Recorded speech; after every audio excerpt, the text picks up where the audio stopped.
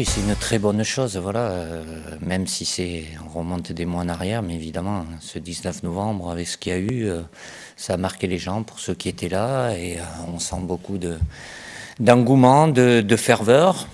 Il faut garder quand même les pieds sur terre, une certaine lucidité aussi, mais plus ils seront nombreux, mieux c'est, et c'est à nous, à travers, et les joueurs sur le terrain, à travers chaque performance, de maintenir cette flamme-là. Donc c'est une très bonne chose, et même si demain ce n'est qu'un match amical, mais aujourd'hui, parce que le Stade de France est l'un des plus grands en Europe, on l'avait vu déjà contre les Pays-Bas au mois de mars, on est en mardi, d'avoir un Stade de France plein, c'est quelque chose qu'il faut apprécier.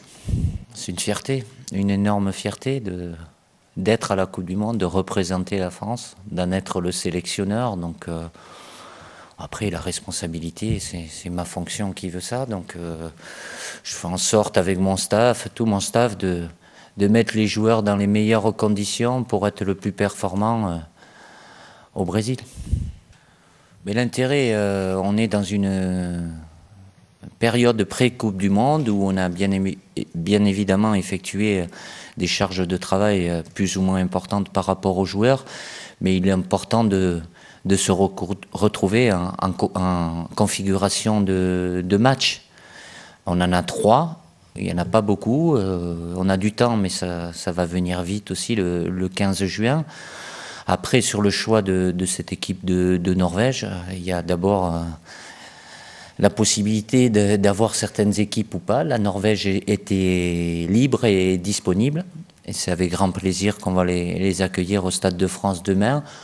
Et en style de jeu, c'est une équipe européenne qui ne pratique pas un football scandinave, c'est-à-dire un football direct, plus de long ballon. Ça joue plutôt au sol. C'est une équipe assez technique, donc c'est intéressant pour nous d'être confrontés à cette équipe de Norvège. Franck Ribéry traîne un petit problème de dos depuis quelques semaines, donc on a fait en sorte avec le staff médical de lui adapter les séances aussi pour pas que un jour il soit bien, un jour il soit moins bien, qu'il puisse être suffisamment libéré. C'est pas parce que vous le voyez pas sur le terrain, sur les séances d'entraînement, qu'il ne travaille pas, mais il travaille d'une façon adaptée aussi pour que quand il reviendra sur le terrain, voilà, il soit complètement libéré des petits soucis qu'il a eu, rien de grave, mais ça fait partie aussi de cette période de préparation pour pas prendre de risques et adapter par rapport aux soucis que peuvent avoir les joueurs, quoi. Je suis là par passion. C'est la même passion, dans un rôle différent. Après, je lui dis, je le répète, oui, la plus belle vie, c'est quand on est joueur, parce qu'on est acteur. C'est magnifique. Je ne vais pas dire que je le vis mal, hein.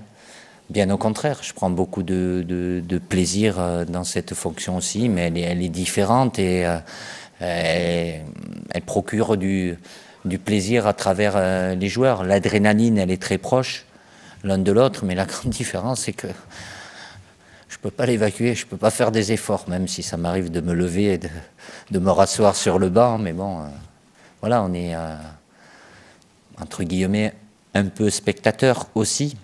Parce qu'après, même si je peux intervenir durant le match, entre ce que je leur dis, ce qu'ils entendent, voilà, il y a avant, il y a la mi-temps, à la fin du match. Et puis, je ne veux pas leur enlever ça, hein.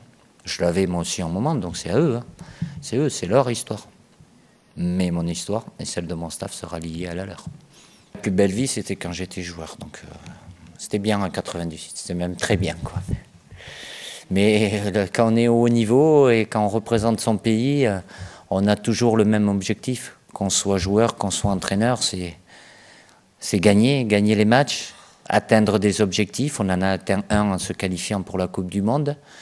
Là, on y va avec beaucoup d'ambition, et puis je pense qu'on a un devoir aussi, c'est de vivre des émotions nous-mêmes et de faire vibrer les gens qui vont être derrière nous.